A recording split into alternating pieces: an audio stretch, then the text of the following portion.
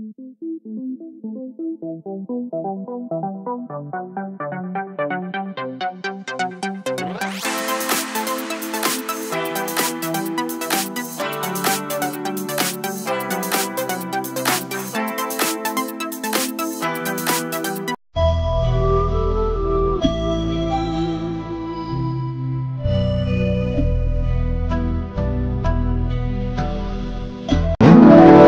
đăng ký kênh để xem thêm nhiều video hữu ích về phong thủy và tài vận gia đạo cho bạn nhé.